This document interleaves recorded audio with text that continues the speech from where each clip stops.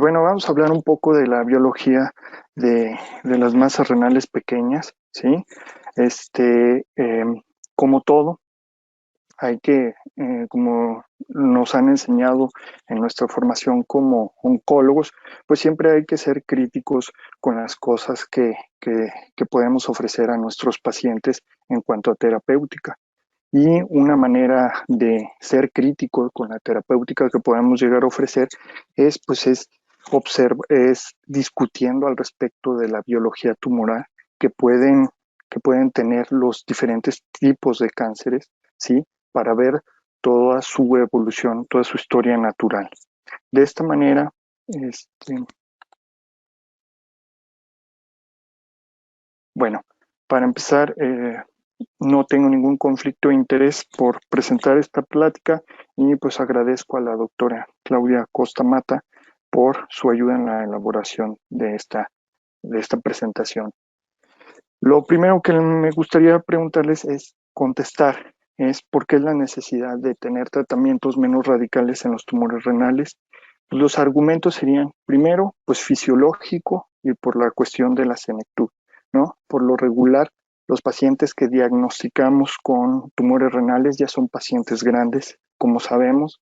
Conforme vamos creciendo en edad, la función renal se ve disminuida. Todo esto por la pérdida de glomérulos funcionantes en los renales. Es esperado que los pacientes más grandes tengan niveles de creatinina más elevados y es esperado por la propia edad. También, como ya mencionamos en los factores de riesgo, pues muchos de estos pacientes tienen comorbilidades, enfermedades crónico-degenerativas como son enfermedades relacionadas al tabaquismo, la obesidad, la hipertensión, todas ellas, este, todas ellas afectan al riñón y obviamente, pues realizar una nefrectomía radical, pues puede ocasionar una disminución más abrupta del número de glomérulos y esto ocasionar una insuficiencia renal crónica en este tipo de pacientes. El otro tipo de argumento es el epidemiológico. Como mencionamos, el uso cada vez más indiscriminado de ultrasonido, de tomografía, nos ha llevado a identificar lesiones asintomáticas de tumores renales. Entonces, tener una presentación más pequeña de las masas renales, nos da mayor amplitud de maniobras terapéuticas para manejar este tipo de tumores. Sin embargo, pues como decía el doctor Alcalá en su decálogo de la cirugía oncológica, pues la oncología, más que una especialidad, debe de ser una forma de pensar. Entonces, es, son estos argumentos lo suficientes para poder determinar que realmente la terapéutica que utilizamos es la correcta.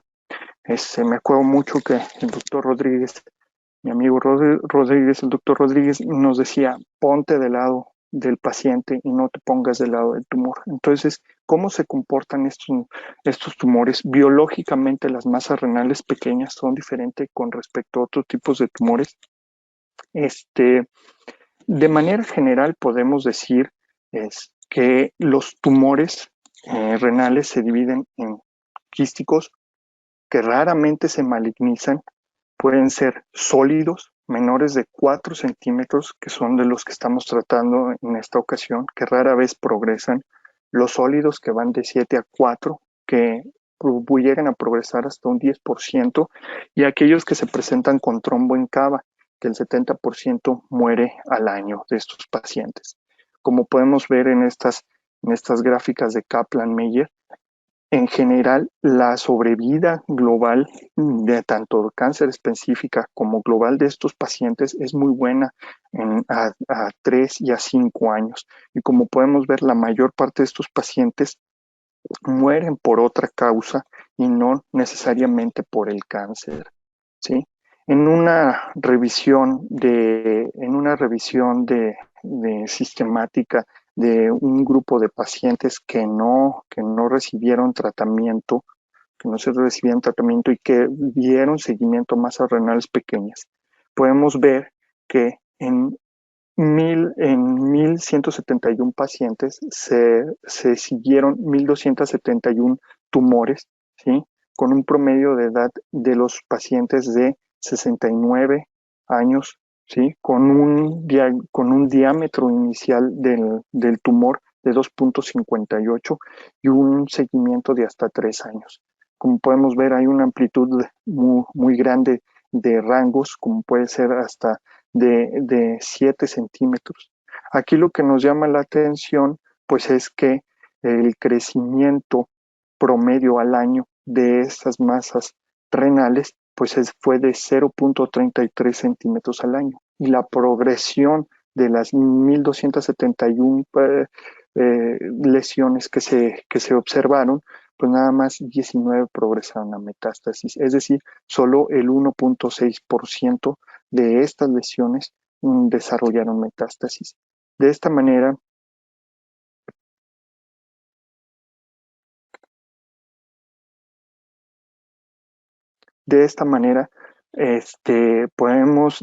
surge una pregunta: ¿cuál es la probabilidad de tener metástasis al diagnóstico?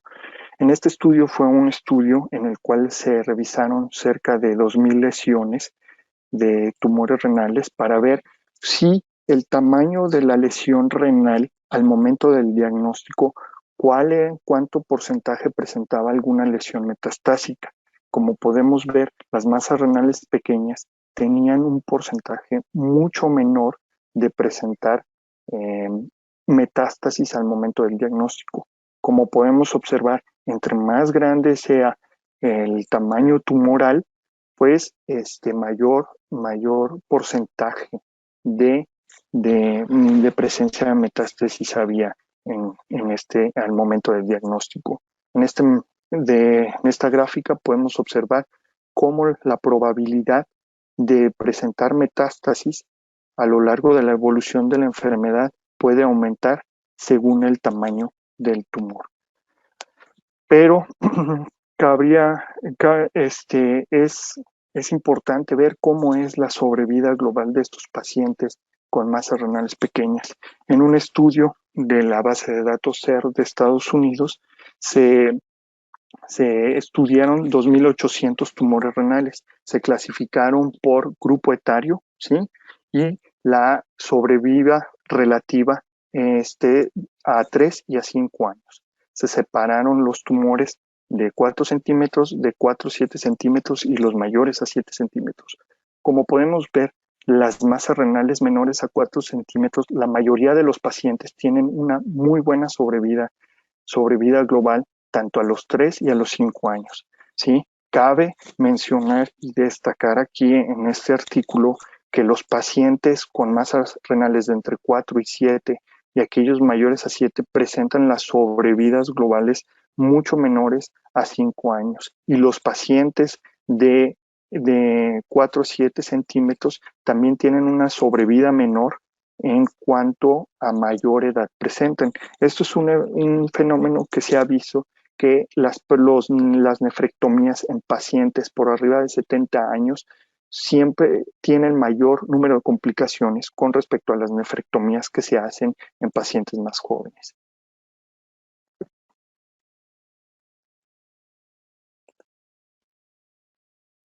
Muy bien.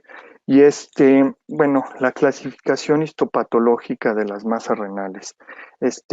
A la OMS, cada aproximadamente 8 o 9 años, publica un libro en el cual determina todos los grados y todos los tipos histológicos de, de tumores que existen a nivel mundial o que se diagnostican.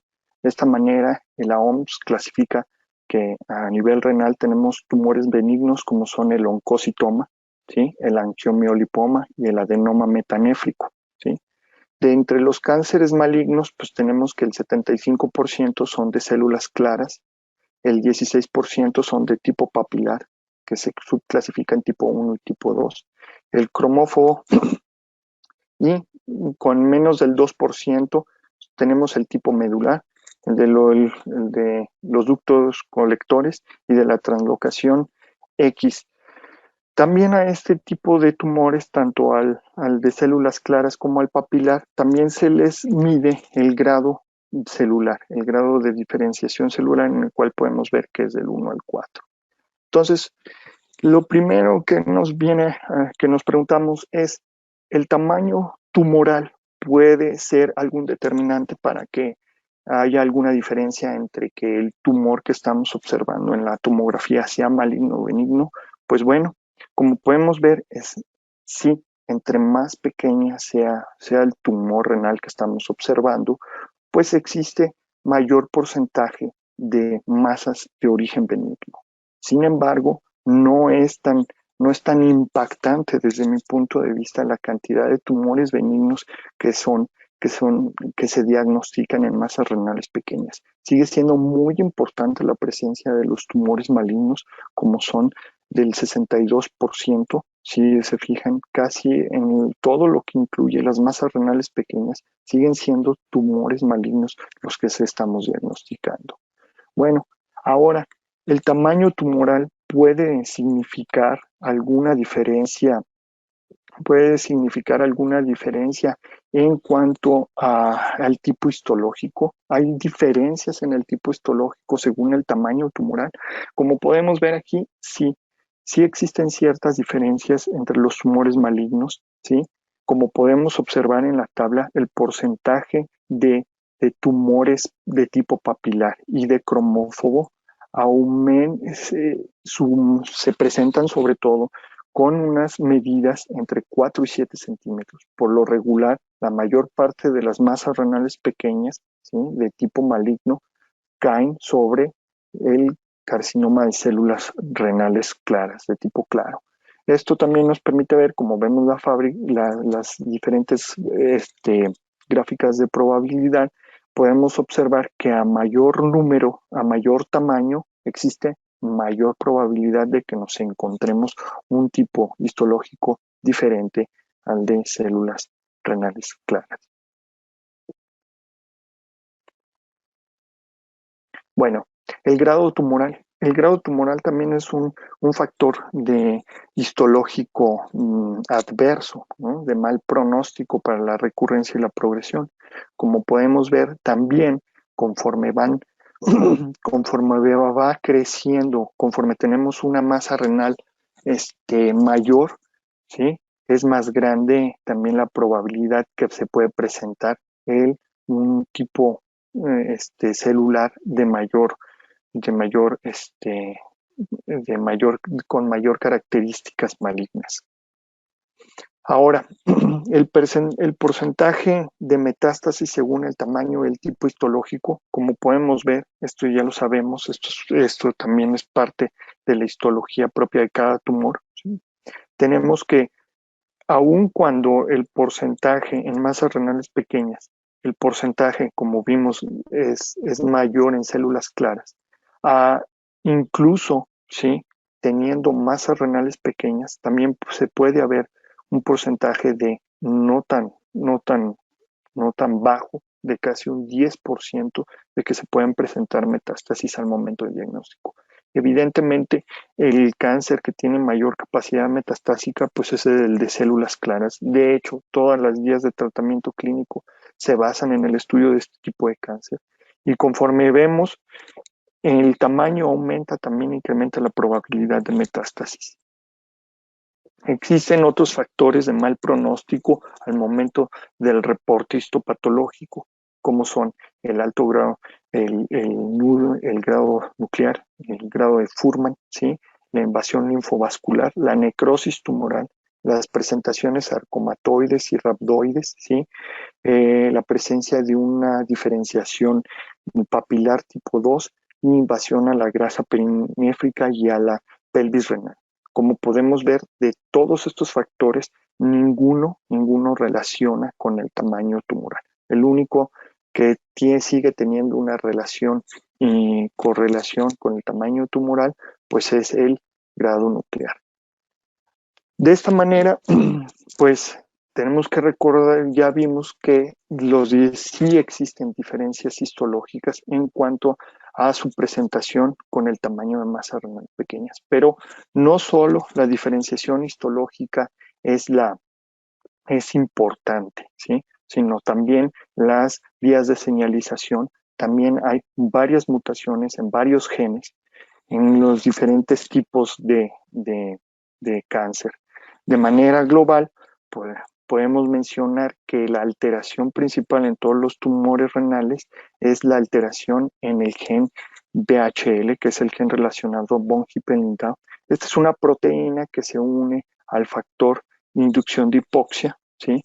Y al unirse esta proteína con el factor de inducción de hipoxia, pues permite que este factor se degrade, ¿sí?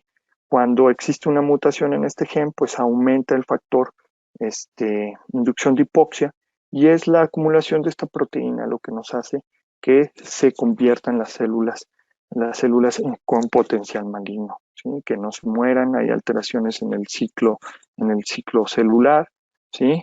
También esta misma alteración se ve y se ve reflejada a otras alteraciones como son las mutaciones a nivel de las histonas y mutaciones a nivel de ciertos receptores. También hay un cambio en el metabolismo de celular, teniendo que estas células se convierten hacia un metabolismo más anaeróbico, por lo mismo de que como la célula detecta de que no hay oxígeno en el microambiente, pues hay una mayor producción de lípidos. Es esta mayor producción de lípidos lo que hace que las células tengan esa apariencia de células claras a nivel del microscopio. Entonces, como podemos ver, estos son la mayor parte de los genes que se han estudiado en el cáncer renal y todas sus interacciones. Como podemos ver a nivel de biología, pues es compleja la relación que se lleva. Sin embargo, como en todos los cánceres, al ser el cáncer una enfermedad netamente genética, ¿sí? Podemos ver que las alteraciones cromosómicas en los diferentes tipos de cáncer, como podemos ver aquí en esta columna verde, tenemos el carcinoma de células claras, aquí tenemos el papilar tipo 1, tipo 2, ¿sí? El cromófobo, que son ya tumores benignos. Como podemos ver aquí en esta línea, los colores representan diferentes estadios y aquí en esta línea de abajo, el color blanco representa pacientes vivos y el color negro pacientes que han fallecido por cáncer renal. Este es un mapa de calor, ¿sí? En el cual podemos ver que el color rojo representa el mayor número de alteraciones cromosómicas dentro de los tumores y el color azul es el menor número de alteraciones cromosómicas. Como podemos observar, pues sí existe una enorme diferencia entre las alteraciones cromosómicas que hay entre los diferentes tipos.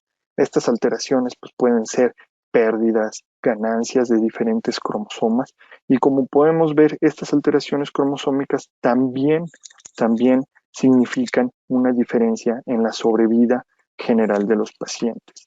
También tenemos mutaciones, ¿sí?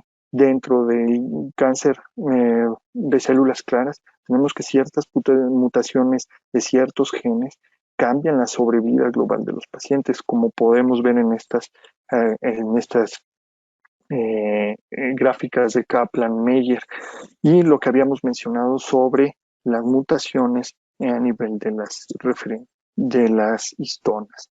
La metilación, sí, que es otro evento que se ve en las células cancerosas están más hipermetiladas y como podemos ver, esta región son células renales normales y aquí en amarillo podemos ver las zonas metiladas de los genes que evidentemente contrastan mucho con las células tumorales. Estos niveles de metilación también se ven reflejados en la sobrevida global de los pacientes. Y la expresión genética, aquí tenemos toda esta línea, habla de diferentes grupos de expresión genética que van desde el metabolismo, ¿sí? Hasta la expresión de genes de inflamación. El color rojo, por igual, representa una alta expresión cromosómica y el de color azul una baja expresión genética. Entonces, como podemos ver también en todos los tipos de cáncer hay una diferencia. Y lo que habíamos mencionado, las vías metabólicas también se ven alteradas en los diferentes tipos de tumores. Como podemos observar, en los tumores por lo regular tienen muchas alteraciones en el ciclo de Krebs, ¿sí? Se desarrolla un metabolismo más anaeróbico que aeróbico, y pues eso son cosas que nos deben de ir, son cosas que nos van diciendo de cómo se va a presentar, cuál va a ser el manejo de comportarse los tumores. Ya a manera de conclusión, podemos decir que el carcinoma de células renales pareciera seguir un modelo de progresión halsteriano. Hay que recordar que Halsted pues, fue el que propuso que según iba creciendo el tumor, ¿sí? La probabilidad de que las células de ese tumor se metastasizaran hacia ganglios o hacia otros órganos era muy alta, ¿sí? Ahora, lo que también debemos de concluir es que la historia natural de la enfermedad de cáncer renal no solo depende de los tipos histológicos, sino que también hay una enorme variabilidad entre estos. Entonces, hay subtipos, como puede haber carcinomas de células claras que tengan una evolución aparentemente benigna con respecto a aquellos que puedan tener una evolución prácticamente agresiva. Y pues bueno, esto nos da pie a analizar un poco al respecto de, del seguimiento de los pacientes que debemos de tener con las terapéuticas que les vamos a presentar. También, pues obviamente, también esto nos habla de las posibilidades de vigilancia activa, de temas al respecto de diagnóstico de la biopsia renal que desafortunadamente no vamos a tratar en esta ocasión porque nos quisimos enfocar un poco más a la parte terapéutica. Pues eso es todo por mi parte.